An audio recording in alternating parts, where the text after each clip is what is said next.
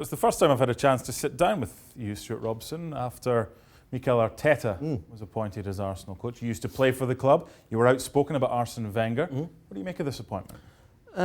It's, I think, a little bit of it's a difficult one because nobody knows exactly what Mikel Arteta is going to be. He's been supposedly a very good coach under Pep Guardiola at Man City. He was supposed to be a very good leader when he was a player. He was supposed to be a good tactician when he came into Arsenal under Arsene Wenger. He was a good leader when he was 19 years old at Rangers when he came in there. But all those things don't make you a top-class manager.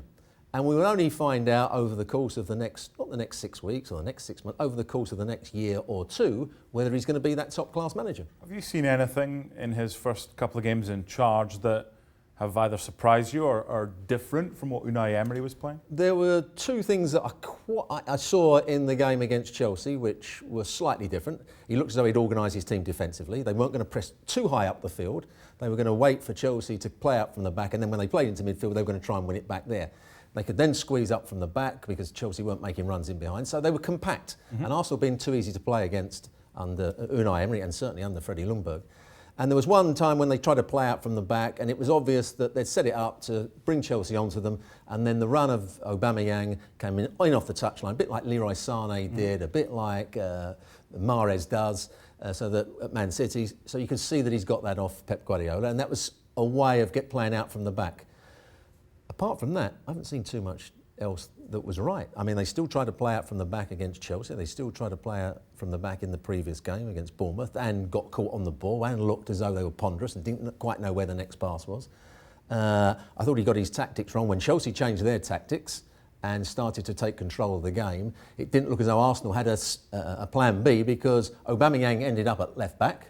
Yeah. And Nelson ended up at right back, so it meant Lacazette was up front by himself with Ozil trying to play off of him. Then when Ozil was taken off, there was no real support for Lacazette. So Mikel Arteta didn't do everything right in that game against Chelsea. Will fans give him a little bit of extra time, a little bit of extra leeway because he's a former club captain? Maybe so. I think he needs time. You know, this is a club, and you know, I go back to Arsene Wenger, that I said was being run down by Arsene Wenger. The philosophy was wrong, the mentality was wrong, there was no tactics. Unai Emery was always going to suffer. Now the next manager has got a chance to rectify it, but he needs time. He needs a couple of transfer windows, he needs time, and he needs to get his ideas across. But he needs to be out on that training field day in, day out, working with them as a team, getting a structure of play, getting them more disciplined and making sure they defend properly.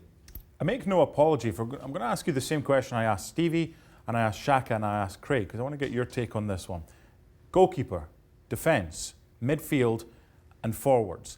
Rank them in order of needs to strengthen in January and next summer. Defence has got to be the main one, then midfield, then the goalkeeper, then up front. Why, when Arsene Wenger was still there, did he not realise it? Why did Unai Emery not realise it? That they need defence. They need ball-playing centre-backs, if that's the way they're going to play, because they've been a sieve for so often. Everyone else can see it. More important than buying any players, get the game plan right, work with the players day in, day out, and make sure you get the best out of the players you've got. What about surplus to requirements? It's difficult when you're under contract. Like Mesut Ozil, who's going to pay his wages? Which players do you think that Arteta will be like, nah, not for me? I think there'll be quite a lot. We saw the centre-half, Mustafi, he's going to be out of favour and out the club very, very soon. But at the moment, he's got to keep most of the players there because he hasn't got a great squad. And finally, for Arsenal, what's their glass ceiling? Are they just another club right now, or can they still be something over the next year or two? Over the next 2 years, not over the next year, it's still going to be a struggle for them. They're not going to get in the top four this season. OK. So Arteta, a new regime at Arsenal. Thanks so much for watching ESPN on YouTube. And for more sports highlights and analysis, be sure to download the ESPN app. And for premium content and live streaming, subscribe to ESPN+.